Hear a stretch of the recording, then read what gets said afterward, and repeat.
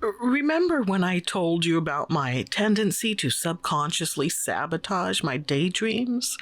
Well, this is sort of like that, because the whole time I was opening this box, I was thinking about that scene in the film Hillary and Jackie, where the family excitedly opened a package only to find it was filled with dirty clothes. Hi, I'm Irene. This is Inkworks, and I recently received Happy Mail. Have you ever fantasized about getting goodies in the post? Because it's a common daydream for me. On Monday, it might be a dozen hardbound books. On Tuesday, perhaps some fancy pants art supplies. While Wednesday's delivery would be a 1-pound box of C's chocolate truffles. In this case, however, the reality is even better. Sure, I'd have been happy that it wasn't laundry, so being surprised by cool art and stationery stuff was a total delight. This is all thanks to Sarah Bailey, who I consider a kindred spirit, at least when it comes to these interests. This isn't the first box she sent me, and I just want to make sure there's no confusion. Sarah's generosity has never had strings. No tit for tat, no quid pro quo. Look, I get the whole what's the catch mindset. I might have mentioned this before, but producer Mike once took a photograph of me in the middle of downtown with a glare on my face and a death grip on my purse. He says of all the pics he's taken of me, that's his favorite. The point is, yeah, I can be jaded, but I can also accept when someone simply wants to share their joy and good fortune, which is one reason why I'm thrilled to show all of this to you. The scented candle was timely since we burned through our existing ones. Not gonna lie, the hole punch tool was a head scratcher. The postcards played into my dreams of traveling. As a visual artist, I'm of the firm opinion that one can never have too many sketchbooks. Same for notebooks. Speaking of, the biggest surprise was the inclusion of a plotter box. Plotter is a Japanese ring-bound notebook system. Ring-bound. See, that hole punch tool makes sense now, doesn't it? Plotters are often used for planning or journaling, but its versatility goes beyond that. Since I can easily exchange pages, using it as a sketchbook is equally viable. Of course, it doesn't hurt that the leather cover with gold-tone trim is fancy as But that wasn't the last of it, because there was still a small white mystery box. And what was inside? A whole lot of fountain pen inks. Not just any fountain pen inks, mind, but all 25 bottles from Diamine's 2023 Ink Vent collection, plus a bunch of other inks in sample vials. I never expected to have this many inks to play with, so I took some time to figure out how to approach things. Luckily, I have loose sheets of Tomoe River paper, just the right A5 size, too. It made sense to use the plotter as my new ink journal. My plan is to dedicate an entire sheet to each ink and eventually organize them by color. For now, though, I'll make things easy on myself by starting with number 1 from Diamine's 2023 Ink Vent collection, Fortune's Gold. While demonstrating this ink, I used 3 different tools. A Pilot Parallel pen in the 1.5 millimeter size, a number 6 round Princeton Neptune watercolor brush, and a Kakimori brass nib. As proof of how much thought and planning went into this session, you can clearly see the undersheet with the layout I designed. It's a bit of an eyesore with its Sharpie lines poking out around the edge. Might need to redo that for future videos. I'm sad to say that my recurring segment of nail polish of the day has been haphazard, as you can see by the state of my nails. But earworms are forever. And today's earworm is Saens' Introduction and Rondo Capriccioso. Seriously, it's been running through my head for like 3 days, ever since watching a concert performance on YouTube. Pretty sure I mixed tenses in that sentence, but we're all friends here. No hurled tomatoes incoming, right? Right? Anyway, back when I had a CD collection, one of those discs was a compilation of pieces by Camille Saint-Saëns.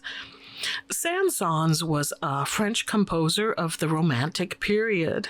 He's best known for The Carnival of the Animals and Danse Macabre. But my favorites are the Bacchanal from his opera Samson and Delilah, Introduction and Rondo Capriccioso, and his Third Symphony. That last piece featured in the score for the movie Babe. The filmmakers used the main theme from that symphony's fourth movement. Babe is a sweet, simple, and slightly strange movie from 1995. It was a hit with pretty much everybody. The sequel, Pig in the City, is darker, more complex, and even stranger. But in my opinion, it's also a superior movie. That's right, Pig in the City is one of my all-time favorite films. I recall at the time, both Siskel and Ebert had it on their best of the year lists. Unfortunately, other critics and many moviegoers felt it was too much, I guess. Anywho, fun fact, Pig in the City was produced, co-written, and directed by George Miller. Yes, that George Miller, the Mad Max one. He also produced and co-wrote the original Babe. I should explain that Siskel and Ebert were two film critics who had a weekly TV series where they reviewed the latest movie releases. It sounds quaint now when we have the ability to hear everyone's opinion online, even when we don't want to. The word gold always reminds me of Shakespeare's line from The Merchant of Venice, "All that glisters is not gold." It also reminds me of Tolkien's line from The Lord of the Rings, "All that is gold does not glitter." Now, I'm certain Tolkien was aware he was inverting Shakespeare's old line. In some cases, doing that can change the original meaning, but here it actually boils down to the same thing. You can't judge something's worth solely on its appearance. Of course, a major plot element of LOTR is a magic ring, one that appears to be an unadorned gold band, as plain as one can get. But the line, "all that is gold does not glitter," actually refers to the character Strider.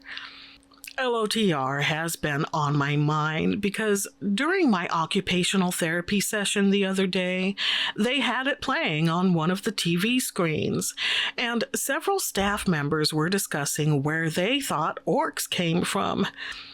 Man, did I have to hold back my inner nerd. All at once, memories of my years as a Tolkien message board administrator came rushing back. It was during the time when Peter Jackson's Lord of the Rings movies were first released. That was an exciting time. So much activity across multiple online Tolkien communities.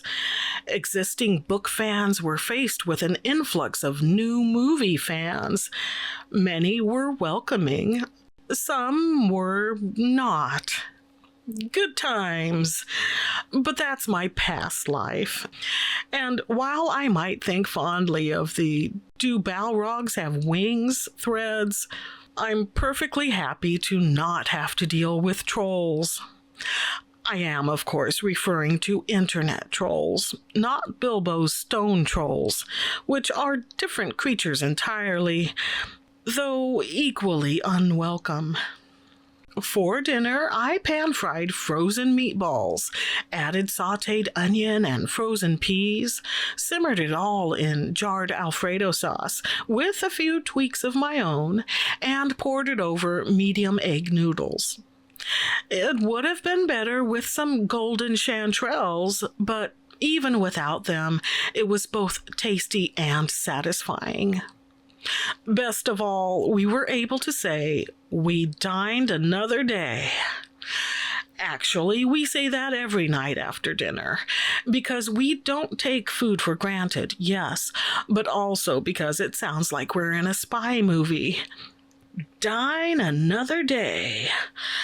Ba-da, ba-da, ba-da-da. I'm happy to share this inky session. Big thanks to Sarah Bailey for making it possible. Also, thanks to those who watched, liked, subscribed, and stuck around until the end. Until next time, remember, don't judge by appearances alone. Although, I just caught producer Mike watching The Muppets Christmas Carol without me, so I don't know what to believe anymore. And stay artsy, my friends. Glister?